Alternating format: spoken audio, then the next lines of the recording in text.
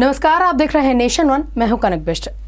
2019 के चुनाव सर पर हैं, जिसे देखते हुए पीएम मोदी ने जनता की राय जानी और नरेंद्र मोदी ऐप यानी कि नमो ऐप ने बीजेपी सांसदों की पोल खोल कर रख दी। हैरानी की बात तो यह है कि कुछ सांसद ऐसे हैं जिनसे न केवल जनता नाखुश है बल्कि कार्यकर्ता भी उनसे नाराज हैं। तो आइए आज बिग न्यूज में बात करते हैं बीजेपी के सांसदों को रिपोर्ट कार्ड में, जिसमें एक या दो नहीं बल्कि 90 सांसदों को जनता ने फेल कर दिया। 2014 में कांग्रेस पार्टी को बड़ा झटका देते हुए भारतीय जनता पार्टी ने 282 सीटों में जीत हासिल की और इसी के साथ ही अच्छे दिनों का वादा करने वाले नरेंद्र मोदी देश के नए प्रधानमंत्री बन गए।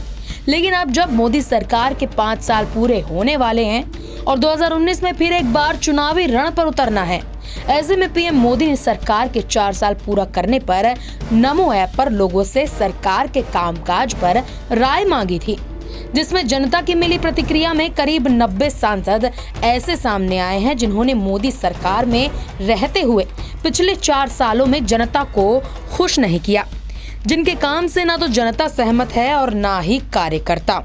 इन सांसदों में से 1 दर्जन ऐसे भी हैं जो केंद्र सरकार में मंत्री भी हैं। आपको बता दें कि नमो ऐप से मिली प्रतिक्रिया में सबसे ज्यादा सांसद उत्तर प्रदेश के हैं, जिनसे जनता काफी नाराज है। वहीं माना जा रहा है कि संसद के शीतकालीन सत्र के दौरान प्रधानमंत्री राज्यवार बीजेपी सांसदों के साथ संवाद करेंगे। ऐसे में उम्मीद है कि इन सभी सांसदों की क्लास भी लग सकती है। वहीं आइए आपको बताते हैं कि पीएम मोदी ने सांसदों से जुड़े फीडबैक लेने के लिए किस तरह के सवाल जनता से किए थे। नमो ऐप के जरिए जनता से कुछ इस प्रकार के सवाल किए गए थे। क्या आप अपने सांसद और विधायक के कामकाज से संतुष्ट हैं? आपके क्षेत्र के 3 सबसे लोकप्रिय भाजपा नेता आखिर कौन हैं? आपके राज्य के 3 सबसे लोकप्रिय नेता कौन हैं? आपके अनुसार सरकार की 3 सबसे लोकप्रिय योजनाएं कौन सी हैं? 5 स्टार में अपने प्रदेश की सरकार के प्रदर्शन को कितने स्टार देंगे? क्या आपको लगता है कि सरकार की गति और काम करने की क्षमता सुधरी है?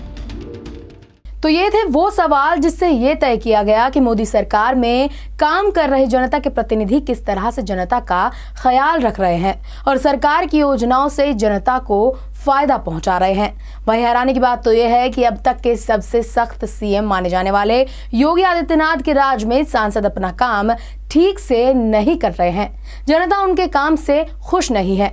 लेकिन सवाल ये भी है कि 4 साल पूरे करने के बाद प्रधानमंत्री मोदी को जनता की राय जाननी जरूरी लगी।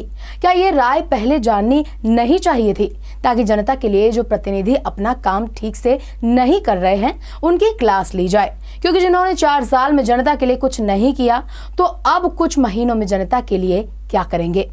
नेशन वन से ब्यूरो रिपोर्ट।